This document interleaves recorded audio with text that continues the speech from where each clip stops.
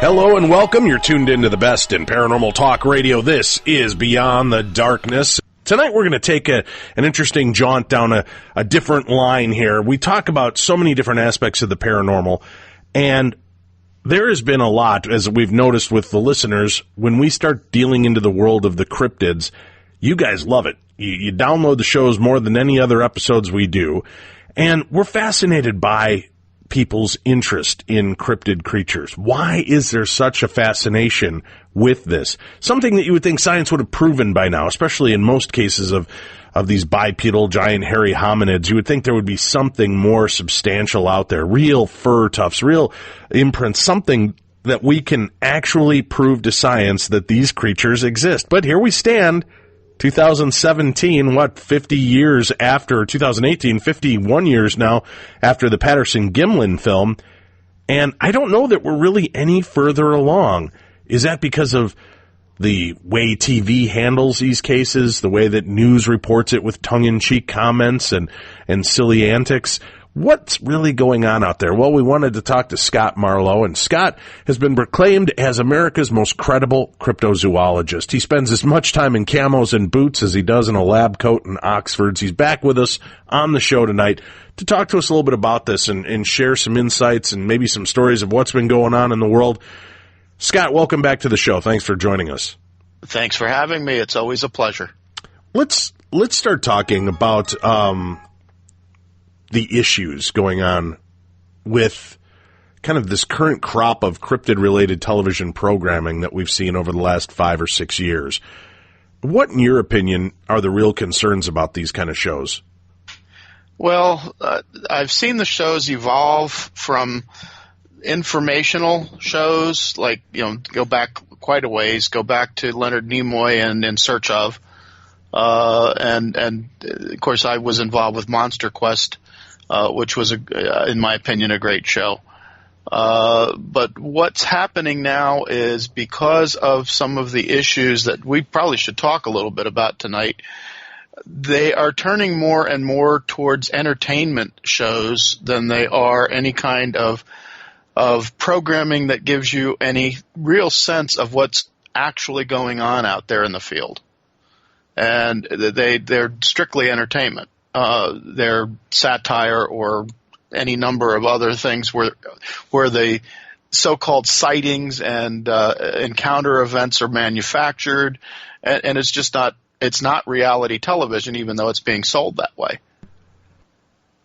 Well, and I think if you talk to the guys behind the show Finding Bigfoot, they'd say something different and have a different perspective on it. But of course, we know entertainment sells. And how do you keep drawing people in week after week on a show unless you've got big characters, kind of silly things, and weirdness, high weirdness going on?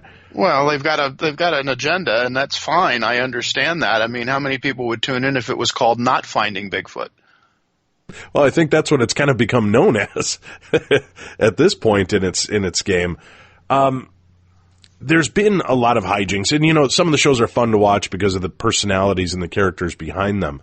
But you don't see real science stepping up in most, or if any, in these kind of programming choices to delve into the reality of what are the possibilities that something like these creatures do exist. Well, there's good possibilities. I mean, the purists who expect, and their expectation is that Bigfoot has got to be a certain type of creature, i.e. a bipedal, hairy, undiscovered primate, yada, yada, yada. Okay, that's a general description. That's fine. You want to call that Bigfoot. That's terrific. But there are differences between Bigfoot creatures, although we shouldn't talk only about them tonight either. If you look at a Sasquatch, it's different from the Florida swamp ape in many ways that would make it a different type of creature or a different species or genera thereof. If you go to Africa, there's different variations on the theme. Some of it can be height, some of it can be foot anatomy, some of it can be the way they present themselves or how they behave.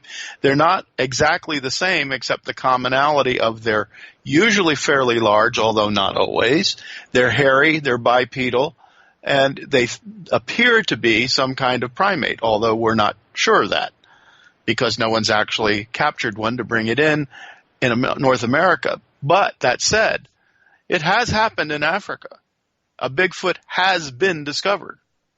They didn't call it Bigfoot because that wasn't its African name, but it was identified, and its remains had been sitting on a shelf at a museum in the Congo, misidentified as a different kind of gorilla, which it wasn't, for over 100 years before somebody actually realized what it really was.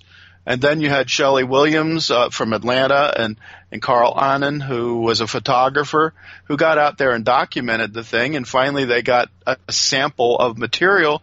Henry Dorley Zoo did the DNA on it, and it turned out that it was a variant of a pantroglodyte, i.e. chimpanzee, that happened to be larger than a gorilla with a chimpanzee's face.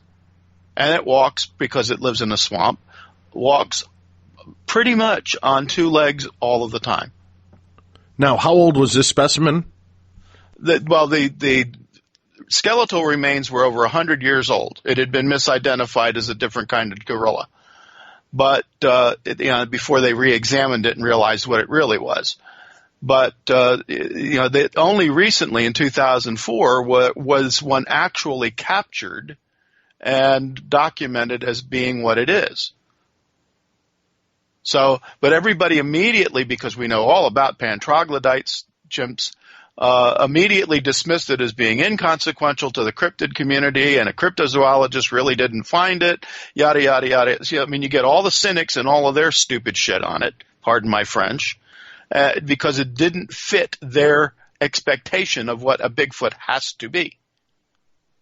All right, but if it has been categorized, yeah, and then it's no longer a cryptid. Right. Science has looked into what this is. Then how, so we know it's a, and I'm sorry, I'm not familiar with the title. What did you refer to it as? Pantroglodyte swinefurthi, which is the scientific name for it. And is that just like a ginormous chimp? Is that basically what we're looking at? Yeah, it's a chimpanzee that's larger than a gorilla. But are these still living and around now? Yes, they live in the Congo. Have there been other sightings of the living versions? Oh, really? Yes. Okay. All right. Oh, yeah. They're still there. It's not like this was the last and only one of them. They're there. There's not many of them, like the mountain gorillas. They're endangered too, but they are there. Well, how does that tie in then with the North American Bigfoot, Sasquatch, wild man, furry friend, whatever the hell you want to call it? Well, there's any number of possibilities. I mean, to look at the possibilities, just do a literal translation of all the different Native American names for the animal, and it runs the entire gamut. I mean, it can be a forest friend, it can be a spirit animal, it can be a giant cannibal, it can be yada, yada, yada. There's names for these things in every Native American language, and there's hundreds of them, hundreds of names. And they all are somewhat descriptive of the traits of the animal in the particular area that tribe inhabited. So, I mean, one of the things that I have wondered about for a long time, and I've been doing research on it, and my God, thanks to the people this year that stepped up and put up some money for Pangea to conduct an expedition out west. I went out to California hoping to get a hold of some of the remains of these so-called red-haired giants from Lovelock Cave that for some inexplicable reason science, although they've had these remains since the early 20th century, has decided that they don't want to identify using DNA, which is just about as stupid as you can be. Now, they've identified. Why not? What was the reason? I mean, they've got to be giving a reason. They won't give a reason. And as a matter of fact, on the occasions that I've attempted to get DNA, because that's what I went out there expressly for, I've been denied access to them by the Bureau of Land Management. Even the museums who wanted to cooperate with me were cut short by the BLM and would not let me near them. They wouldn't even let me see them, even though I knew the bin numbers, the specimen numbers, and everything else going out to the museum. Now, why is that? Well, is that something that's part of the Public Information Act? Is that something that you should be allowed to see, or would there be a reason behind it? That's a science issue. They're doing it on all kinds of remains of all kinds of Native American peoples, even though there's all sorts of fights going on with the Native American Repatriation Act, which is part of the problem here. But the Spirit Cave, they just recently skeleton, they just recently did DNA on, and they found out that it was closely related to the Native American tribes, which is what you would expect. But that may not be the case on all of these things. There is increasing amount of evidence that the so-called giants, which, by the way, the Paiutes and other tribes out that way identified as Bigfoot. They may have migrated north into the North American continent from South America because they're not as squeamish about doing the DNA down there. And they've discovered that there are certain tribes that have the same kind of characteristics as our Lovelock giants that had Melanesian origins, i.e. coming from the islands around Australia. So then we're not talking so much about creatures. We're just talking more about indigenous hominid beings.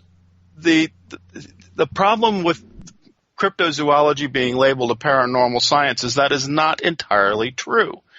It is actually a real science that seeks to identify and resolve undiscovered or unknown primates or other animals, any other animal life that is legendary, is said to exist but has not been proven yet by science.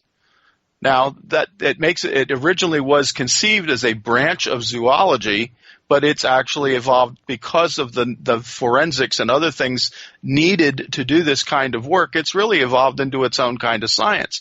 But because there isn't any PhD program out there that you can stick after your name, nobody takes it seriously. Okay, now you've talked about a couple of findings like that. That gives us some hope in the field that there is proof that exists, that we're not that far removed from being able to find something to prove that there are other creatures or beings that have been here that are still being held, the science is being held back from us. Yes. With that said, there's enough money that it should loosen up anything. Why do you believe the government would need to hide something like giants or some type of two-legged great ape that would be roaming the earth? What's in the benefit for them? Here we get into the conspiracy theory stuff. The government doesn't want us and keeps a tight rein on information they don't want out there for whatever their reasons. Now, it could be religious-based because if we find out that there's another kind of human species roaming around on the planet, what does that do to the religious backgrounds or the religious movements? It could be land ownership issues. It could be there's any number of reasons why they don't want us to know these facts. But slowly, and of course science works very slowly, it's supposed to. For those people who think it should, go ahead at light speed, that's ridiculous. But, for example, my statement that these red-haired giants may not be the kind of creature or human creature we expect of them, and that that modern dogma has indicated has to be because they came across the Beringia land bridge, yada yada yada. It was one migration, which isn't true. People have built their life work on all of these ridiculous assumptions, which should not have happened. They have just found a human skeleton of an infant up in Alaska that they did the DNA on, and lo and behold, it is an unknown human species from Asia that is not related to the Native American Indian. And once they find that, what are their findings? What kind of research papers do they release on that, and how do they start to connect that? Here's a political issue. All right, then you're going to get into who got here first. And if it turns out that there was another type of human species that got here first, and the Native American tribes came in after that and displaced them, doesn't their political clout kind of go out the window because they're always telling us that we came here and replaced them? I get that, but it just depends on where their place in time and history was. And if their breed died off earlier, that would be part of it. Well, yeah, but if you look at the supposed history of these red-haired giants, they were burned out of existence by the Paiutes. Okay, and I get that, but then we're starting to look at then what was the culture like back then, and were they aggressive towards the Paiutes? Was there some kind of territorial issue? Because there's been no hidden agenda behind the fact that there were Native American tribes that did not get along well and battled each other as well. Well, we know that. Right. We know that. But we know there was a considerable culture based on the things found in the Lovelock Cave and elsewhere, that these people from the Great Basin were fairly well and extremely sophisticated. You know, they were hunters. They lived on tool rafts out on a lake, made out of a kind of swamp grass or a reed grass. They knew how to hunt. They knew how to fish. They were said to be cannibals, but we don't know that that's a fact. That could be myth. We were told they were giants, and from what I've seen thus far, there's no evidence that that's true. They were the same size as everybody else, but they had a few members of their community that were of rather large stature. Now, there are Native American tribes that refer to these tall, Bigfoot-like creatures and say that they still exist, that they are around, but they're nothing more than just another tribe. Well, and again, that may be true, but maybe they're the Bigfoot we're looking at. Very well could be. I understand. Now, how come we're not, when you have Native American cultures that are willing to come forward and talk about some of these aspects, and they point the finger to what they believe are the culprits or who they believe are the culprits, why can't we can find the Native Americans, why can't we find these beings? Because for some reason or another, they have learned that it is best not to interact with us. They're pretty lackadaisical. I mean, they're being cited. Being cited all the time. Well, they're just lucky that they haven't. And most of the credible sightings are out in places where ordinary people don't want to go. Right. But you've also got a lot of police that have seen them cross roads. Sure. Right? You've got truckers. Military and truckers and things like that. And it's really kind of astounding to me at this point in history that nobody's hit them with all the damn cars on the highway and put one down. Let me say this, and I'm sure there are stories here in Florida where that's happened to the swamp ape, but the bodies keep disappearing. Right. Again, why? These giants have been found all over America. You read the ancient newspapers. Go to the morgues of almost every newspaper in every community. You'll find somebody came up against a skeleton, a giant that was gigantic and out of proportion and yada, yada, yada, or very strange. It was sent off to the Smithsonian, and the Smithsonian categorically denies they've got anything. Why? I don't know. That's where we're all on. The newspapers could lie, yeah, but not so many of them. So when I know the Smithsonian has popped up from time to time over the years when we've talked about this, and they've talked about how the Smithsonian has covered up the giants and so on. What line of proof do we have that they have been sent things and that there's, somebody had to have taken photographs of what was found and what was sent and you've got documentation, right? And there are affidavits, and I have people who have worked with me that were interns at the Smithsonian, even had bin numbers in their ossuary that these things were in, and I've called to inquire, and oh no, that doesn't exist. I mean, it's almost as though they're prepared for my phone call.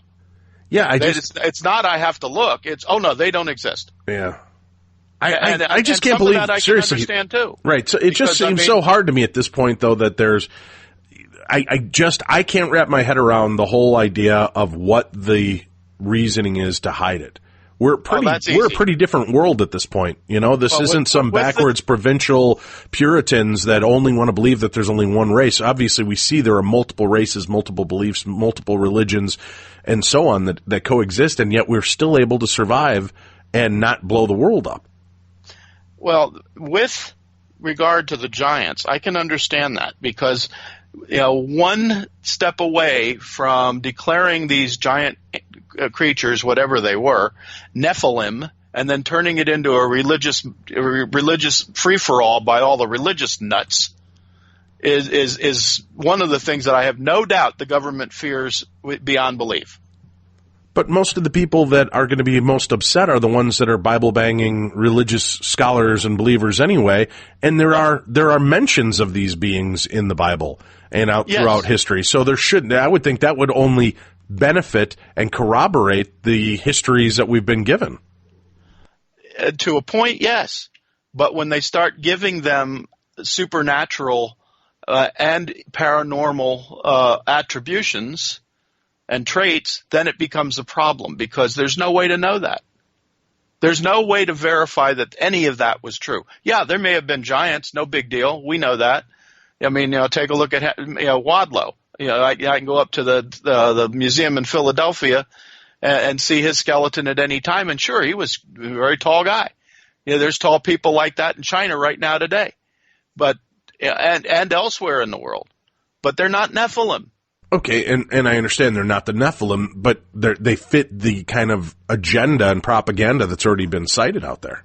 But again, somebody's imposing their expectations on something with no scientific proof whatsoever that their jump of conclusion is correct. So where does that leave us then? Where do we go that we're going to start putting this together and get legitimate groupings of scientific data? These things seem to be smarter than us.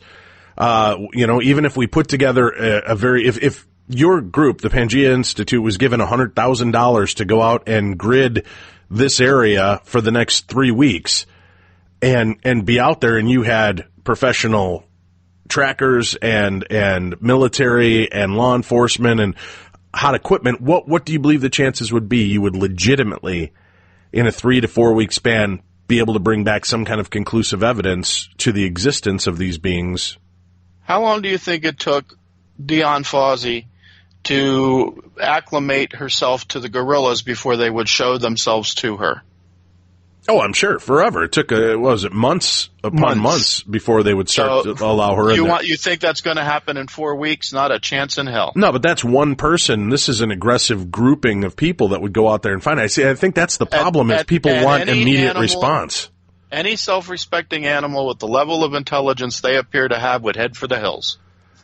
This is always so interesting, right? I mean, it's a polarizing issue for a lot of people, and I don't know where I come down. I've seen things, I've heard things, I know people that I trust and like considerably, and they tell me of encounters with these creatures, and then on the other hand, I look at what science has listed out and shown, and I look at the probabilities of something having been caught or captured by now, even by accident, and it just seems overwhelming. What keeps your drive and passion in this field, especially when you see a glut of the different programmings, killing Bigfoot, finding Bigfoot, shooting Bigfoot, befriending Bigfoot, all the different shows, like that pop up where the sole purpose is to get entertainment, bring it in. I mean, truthfully, the series would be over in a week if they caught him in the first episode. So it's pretty safe to assume, the TV programming minds behind it don't really feel they're going to go out there and locate anything immediately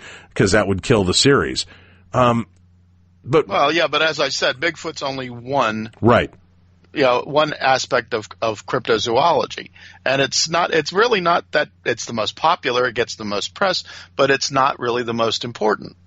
It's something that's going to happen when it happens, not because somebody wants it to happen and tries to will it into existence. I mean, it's almost ridiculous. I'm out there preaching Jurassic Park from the original movie and playing Jeff Goldblum's part, day after day after day. Just because you want it to happen doesn't mean it's going to. These animals are not going to show up on cue. It is not a Disney movie. So, you want that kind of thing, go to Disney World. But if you go out in the woods, expect to be disappointed. Right. And that's what I think most people are going to have is spending that kind of time and quality time out there. They're not going to find what they're really looking for on an immediate deal. But what is the passion that keeps you moving forward in this? Exactly that. First of all, I feel I have a responsibility to the public, at least the public that I appeal to point out the hoaxes, the hoaxers, and keep everybody honest. And on the other angle, my own personal thing is I want to know something that other people don't know, and then make it known. That I'm not doing that because I want fame or fortune. I just like knowing things. And I know. And what do you do? I mean, what are you calling out? If we put your feet to the fire right now and you look at the things, aside from the Tom Biscardis, who are obvious hoaxers and fakes and charlatans out there, what are you looking to expose, and what do you feel that you can really expose and say without a doubt this group or this team or this show is nothing but a scam? Well, a good example right now, this was going around social media forever. Todd Standing just did a program that he produced and did the video on. And there were people discussing the creature as seen in the video, which of course is always out of focus. And even when you get a clear shot, it's, there's foliage or something in the way, so you can't see it all. And one of the things that struck me is that based on what I could see, I couldn't tell whether the animal was real, because I'm not calling Todd a hoaxer. I'm just saying this is a possibility. And some of the prosthetic makeup that is very inexpensive and extremely easy to use to somebody that knows how to do so, that is available out there off the shelf, not in Stan Winston's lab, but off the shelf from companies like mostlydead.com. I mean, you just buy these latex appliances and you glue them on, whatever your character is going to be with spirit gum, and you paint and decorate it with, classic camera makeup or Hollywood makeup. You can even buy synthetic hair that you can put in place. And some of the photos that were floating around that I didn't do, but other people now are getting pretty smart and did, showed a progression from Todd's face to the face shown in the video. And to me, it looked like he had makeup on. This kind of prosthetic makeup. So why are people doing this? Is it just to cash in to get the attention, do you think? I mean, they do it for all kinds of different reasons. Some people do it for money.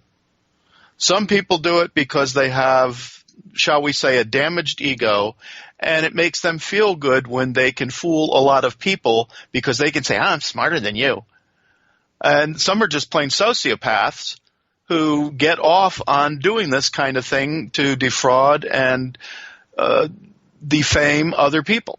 And do you think some of them are getting caught up in wanting to prove their point so much that they'll go to these links in hopes that it's going to garner enough attention to get science or a funding behind them to prove I doubt the reality? Very serious that science or funding has anything to do with their antics.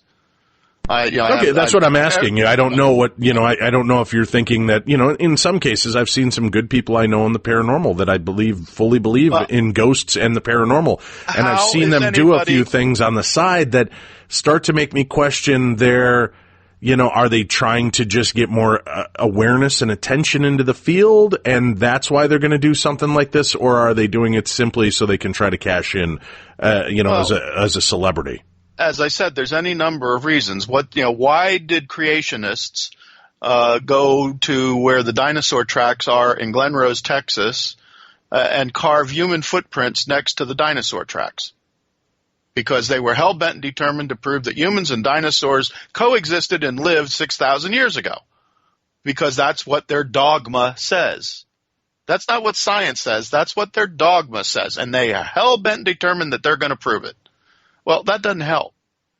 That doesn't prove anything. It just it completely takes away from your argument. How does perpetrating a hoax help you in any conceivable way to gain credibility? Oh, I don't think it does, but I think some people mistake it for that. They're doing what they can do, they feel, to try to get the attention back towards the thing. And we've seen that in many different cases in the ghost claims. When the patience and the entertainment value starts to wear off, they do something to really kind of gather more attention. And that's, even looking back at things like, the Enfield poltergeist case was pretty well known for that. So you've got that kind of aspect of history where people try to do things to just keep relevant. We've got to take a break. We're up against a break here. We'll come back. We've got more with Scott Marlowe. We'll find out more of what's going on in the world out there. What are some of the more recent sightings? And What can we do to just start putting more people's feet to the fire, to get the credibility up there, to get the idea and the knowledge that the things that we are being told is legitimate? And why do guys like Tom Biscardi, who continually pull the wool over your eyes, tell you they're going to be back and do it again, and they come back and do it again, and good people throw good money after it more to be a part of it? It's confounding. We'll talk about that when we return. You're listening to the best in paranormal talk radio. This is Beyond the Darkness.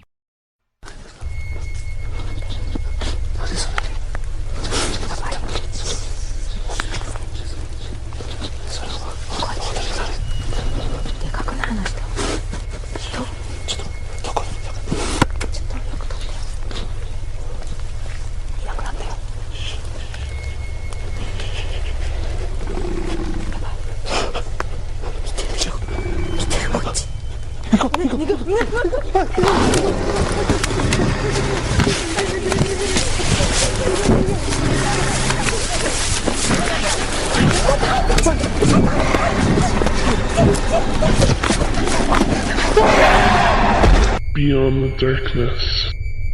We're back. This is Beyond the Darkness, your home for the best in paranormal talk radio. Monsters or myths? We're talking about some of the hucksters, the hoaxsters, and the reality of the cryptid universe. What are the TV shows and current programming doing to this field? And Scott Marlowe, as you can tell, is very passionate about all aspects of this. I want to get into a couple different deals, and I want to talk a little bit about these flying creatures that everybody is witnessing now. But one thing I know we spoke about off air you wanted to discuss and you thought was important is how people, how'd you put it, how people see things that aren't really there. Well, there's a number of different ways. Of course, there are psychological causes that I don't really want to get too deeply into that can make people see or hear things that aren't there. And after a while, you can kind of recognize these people, because the easiest way to reveal who they are and that they have a problem is to challenge the delusion of a delusional person. They become very agitated, very violent. They don't calmly express themselves. They get highly defensive. So it's pretty easy to spot them. Others are a little more subtle. And frankly, now let me say, I'm not pointing fingers or saying they're in error or there's a problem there per se, other than what we're hearing from them is not factual. These people really honestly believe what they think they're seeing, but they're not necessarily seeing what they think they are. For example, look at the painkiller epidemic we got going on right now. And they are opiate driven, are they not? Yes, that's correct. How many people out there really know that one of the common side effects of opiates is hallucinations and delusions? I do. But that's because I've had to deal with them because of the pains and surgeries I've had. So, yeah, I understand some of the side effects, sure. Sure. So a lot of the people out there hearing Bigfoot voices and communication and speech, that's an hallucination. And it very likely that's exactly what's happening. That's why when you ask them to step forward with a recording, they never can. Because it isn't real. Okay. All right, if it were real, they could capture it on tape. But there are people that claim to have captured voices, the kind of samurai chatter, the whoops and hollers and screams. Again, not being an outdoorsman, there's a lot of it that sounds like natural animals to me that I've heard in the zoo, but, then the answer is always, well, that's because they mimic the animals that they hear as well. Does that get frustrating for you that's like, God, stop Sure. the BS excuses? No, it's a mountain lion. It's a coyote. It's not a Bigfoot pretending to be a mountain lion or a coyote. Exactly. And, there are ways of being able to tell that if you're familiar with the kinds of sounds you're dealing with. So to a total novice who doesn't know any better and hears somebody talking in the woods, well, what do you think? I've had people who are even knowledgeable send me tapes and ask me what this is and what I thought it was, and it turns out that it's a particular sound that a blue heron can make. It doesn't do it often, but it does it. Coyotes have an amazing range of sound, as do wolves. And some cats can make, I mean, I've got a cat that if you sit here and you listen to him and you ask him a question, he can go, no. And he knows he's saying no. Yeah, now that I've heard. I have a couple of cats that I've heard out loud talk. It's really unnerving. It can be very unnerving. I mean, sometimes, I've got one cat that's such a narcissist, he admires himself in the mirror. But, the bottom line is that they can do human-like things. People don't think of them that way because, they're just pets, they're animals, they can't do anything humans can do. Bull cookies, cow chips. That's not true. Animals are very smart. All animals are very smart. So we don't give them credit where the credit is due. And of course there are other types of drugs that might be prescribed to people for a variety of personality disorders that also are very well known to produce hallucinations and delusions. But the people experiencing them usually don't realize that's what's happening, simply because they're not aware of the effects that those drugs can have on them. And sometimes I'll get into a major row, as I'm sure you've noticed on Facebook from time to time. And as I draw somebody out with more and more questions, as we get down to the nitty gritty, it comes out that, I'm taking an opiate. Yeah, and I've encountered people like that as well, and you start to dig a little deeper to find that out. And there's, for the record too, there's a lot of other things that are not opiates that, Monster energy drinks and some of these that have such high levels and doses of caffeine. Some of the side effects are visual disturbances and hallucinations. If you look into high doses of caffeine, nicotine can produce the exact same thing. So you got people out there smoking cigarettes, chugging coffee or energy drinks, and they could be allowing themselves to be witnessing all kinds of false phenomena that appears real. Well, even alcohol poisoning, which happens to be a very popular pastime in the woods, could do that, because look at the number of people that fall for these pareidolia issues, where a shadow or face among the leaves is something that our minds do naturally with the programming that we have for defense mechanisms as animals, because we are. That's a carryover from when we were, cave people, if you will, or hunter-gatherers. So we have to be aware of what's going on around us, and our mind imprints that type of thing. So all of a sudden, a light comes up that shouldn't be there, or some other type of thing happens to cause a light and shadow effect, and everybody freaks out. I just saw a Bigfoot. I've seen police do that, trained police do that, knowing full well there's nothing there myself, and they go off the deep end and start trying to run home to mama. What are we doing, and what kind of things are in play right now to hold more of the quote-unquote investigators' feet to the fire regarding all of these false claims and stories that are being put out there? I mean, it doesn't seem like it's being policed so well, and unfortunately, much like the cryptid and the paranormal and ufology fields, everybody's so bitchy and catty, it's damn impossible to know who's really telling the truth and who's not. Everybody's got an agenda and some kind of skin in the game to become famous, and they will belittle and batter and diminish anybody else's accomplishments. Well, every first-year psychology student knows that you're going to get into those types of arguments if you try to challenge the delusion of a delusional. And so you can't let that bother you, and you just got to keep trying to do it. And those that are intelligent will stop and think and listen to what you have to say and analyze with some kind of rational thought. Others are, Bigfoot particularly has become a freaking religion. God help you if you challenge the religion. And it's silly. I make a distinction between a skeptic, because a scientist should be a skeptic, and a cynic, which won't believe anything. They're always negative. Everything they have to say and everything they do is negative. So the cynics I got a problem with. The skeptics I have no problem with at all. Well, I don't have problems with the cynics anymore, because there's so many of the people out there doing stupid stuff that it's kind of shot all of us in the foot. Well, yes, exactly. And so the cynics has the problem, letting this stuff go uncontrolled. Therein lies the danger of those TV shows. Therein lies the problem. I agree. Now, talk to me about this spate of flying humanoid creatures that are being seen. Not just, Illinois has certainly been a hotbed, but there are quite a few states where they've seen these creatures, everything from pterodactyls to these large moth or bat-like creatures. What do you make of what's going on currently? Well, there is something going on. Whatever it is and whatever they're seeing, I don't know. This is not a new phenomenon. This has been going on, and it seems to happen in fits and spurts all over the world. I mean, in Cornwall, England, they've had the Owl Man, the Mothman legend from Point Pleasant. Ken Gerhardt has documented, I can't tell you how many down in his area, San Antonio. It's going on, as you mentioned, up in Illinois. There's flying creatures being seen in Africa. And I had one about 3-4 years ago. Somebody asked me to look into a case down here in Florida in a little town up on 27 called Old Town, which I did. And I couldn't find much evidence, and I couldn't find a whole lot of witnesses to the creature itself, but people who knew the story. And I assembled it all, and actually we're now making a movie about this particular thing because it's a pretty interesting tale.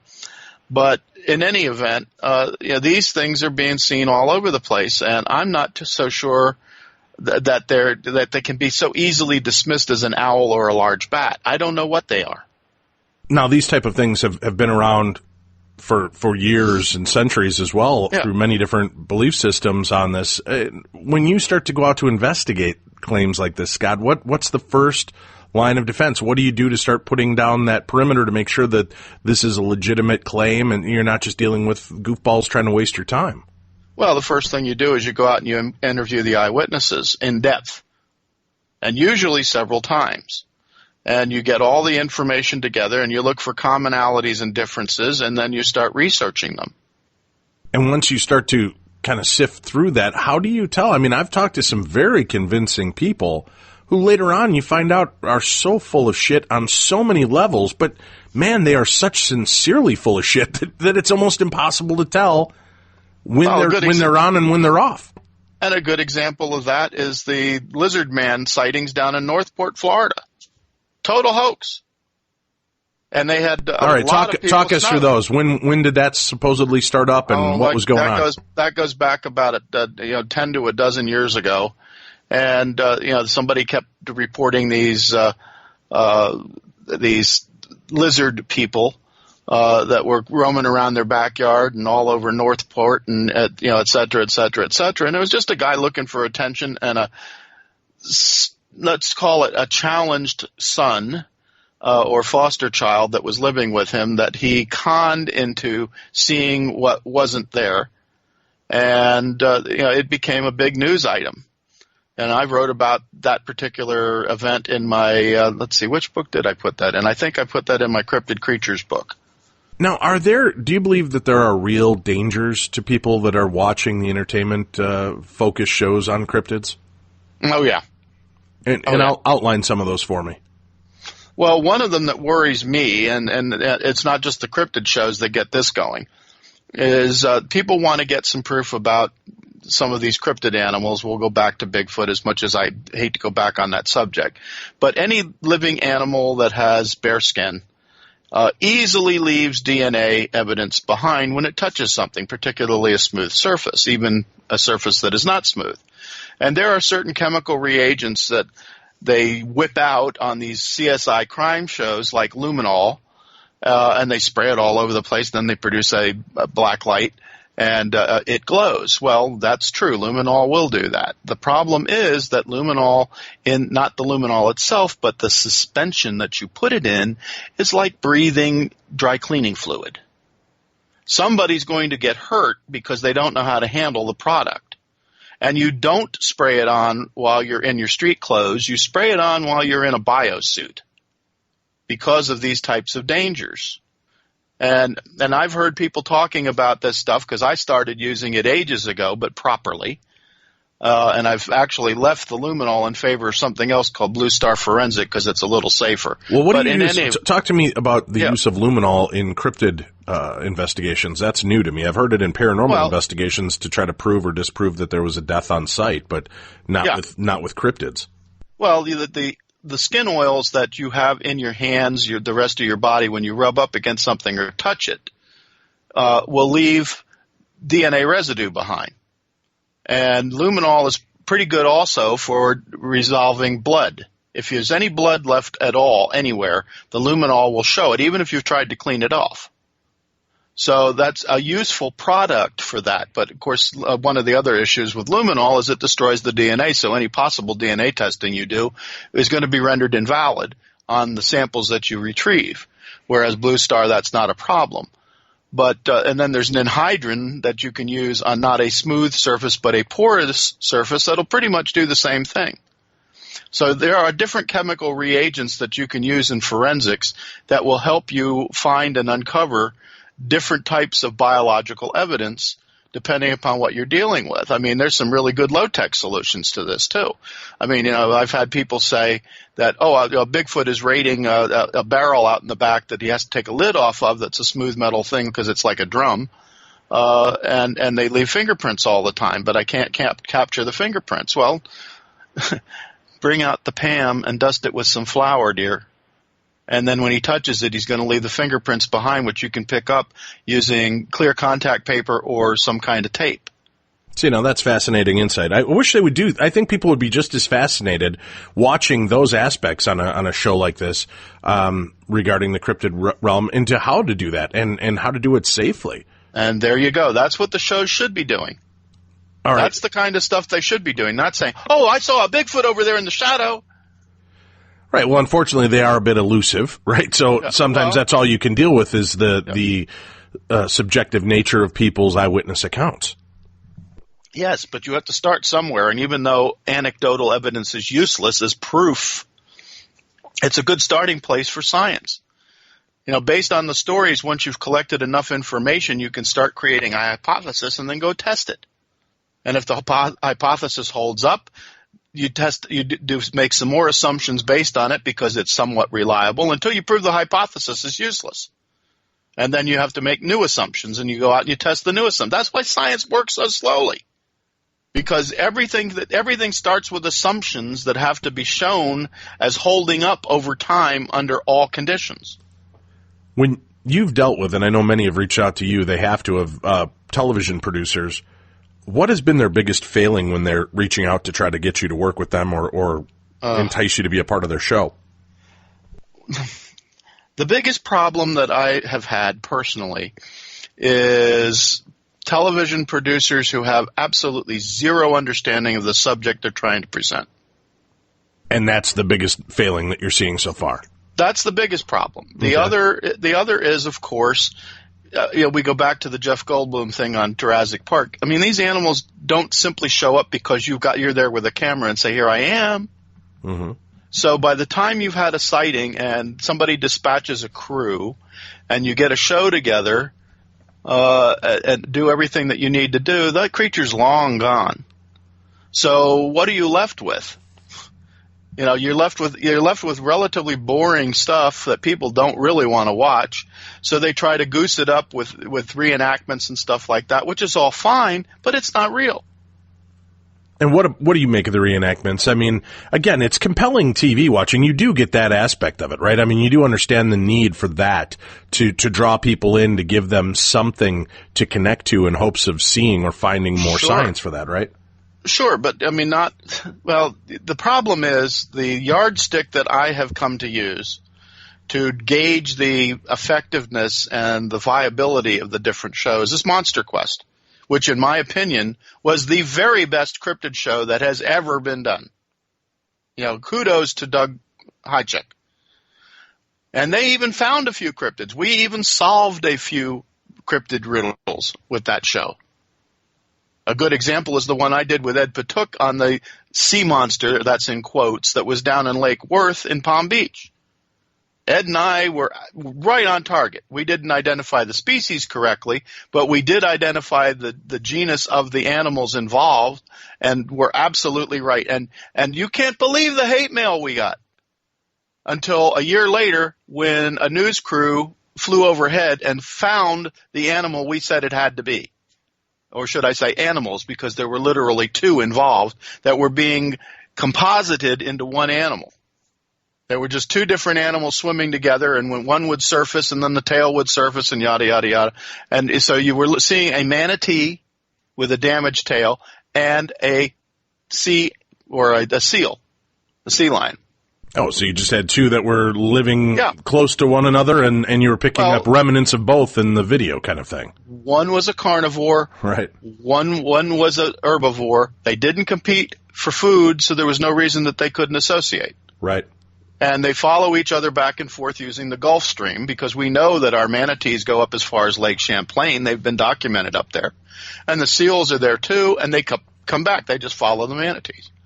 So this has been going on, and since the apparent extinction of the monk seal down here, because there were seals in Florida at one time. They supposedly are now extinct. You've got a void in nature's niches down here that these seals can now adapt to and stay down here. I like the fact that you're looking at the true aspects of it, which I think a lot of people want to remove. I mean, let's face it, TV doesn't really want the gloss and the real science. They want the maybes, the perhaps, the smoke and mirrors of it could have been a manatee, but then again, maybe it really was the Lake Champlain monster, right? I mean, they have to leave it with that. Here's where the misconception comes in. As a cryptozoologist, you're a monster hunter. Mm-hmm. No, I'm not. That's not my job.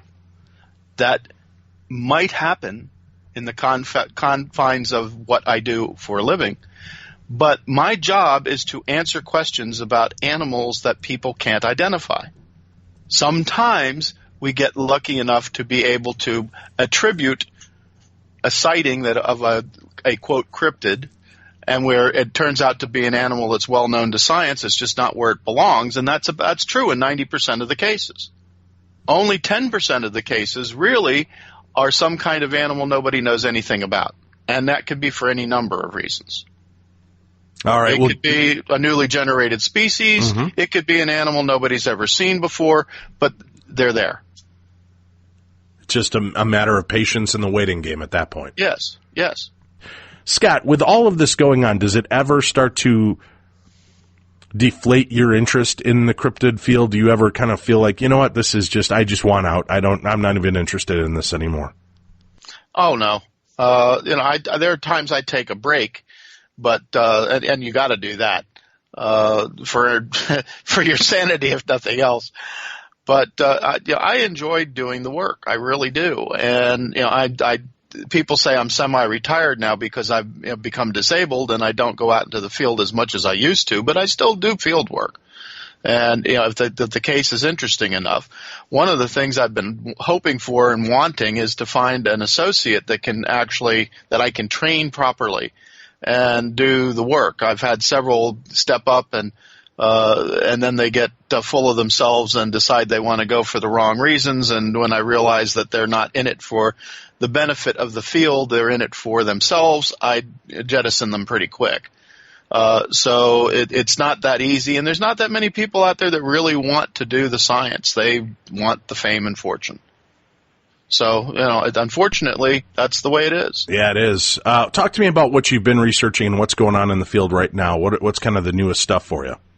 Well, believe it or not, I mentioned the lizard man a little while ago. I got a contact through Facebook just yesterday from a person up in the Panhandle representing someone else that supposedly is having lizard man sightings up in her neighborhood that wants me to check it out. And I go up to the Panhandle pretty frequently, so I will almost certainly check it out. And I've got some friends and associates up there, one of which is a lovely lady who's a reporter for the Apalachicola Times, Lois Sloboda, and I put her in touch with the individual, and she'll look into it because she and I have worked on cryptid projects before, because she can get up there faster than I can, and I don't want to run into the problem of by the time I get up there, the animal's gone, whatever it is.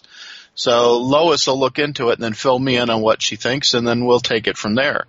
There's been some swamp ape sightings. There always are at this time of year that I'm looking into at the moment. And as I say, I'm working on this movie project now. We're casting, since it's going to be a reenactment kind of thing. We're casting right now, and I've got some incredible actors involved in it that will be portraying the different characters. But I'm hoping, since I don't know whether the sighting is for real or not, it's based on a true story, the script and the screenplay, which I wrote, and they've tapped me to direct it as well, thanks to the directing I've done it for Monster Quest. And hopefully this is going to show people that you can make a cryptid movie that's popular without having to resort to a hoax to do it. And I'm sure when people take a look at it, they're going to feel, questioning your gain in this as well, because again, that's kind of what it all comes down to. There isn't going to be any gain since it's being done through Pangea Productions, which is a non-profit. I don't get paid. The money that's made on the movie is going to go back into Pangea's pocket because it's being financed through donations to Pangea. So we can produce another movie, but after the initial cost is recouped, the actors who are portraying the roles get everything thereafter. Well, that's a pretty good deal. How do I sign up? Well, we've got a few parts we haven't cast yet if you want to come down. Do you have any kind of man flu encrusted wildebeest creature that's looking for love? I don't know. What? Find me a role, Scott. I'm in. Well, we've got all kinds of crazy roles, because when I did the research on this, I found all sorts of crazy neighbors in the trailer park where these people lived. And they didn't make it into the short story in my book Weird Monsters that tells the story here, but in the screenplay I put everything back because we needed all the weird subplots and everything else to make a movie. So it's going to be an interesting show. It's going to be a really interesting movie. What is the most impressive evidence you feel that exists to prove that there are cryptid creatures among us, and not just unexplored creatures or variations of creatures we're already familiar with, but full-on different creatures?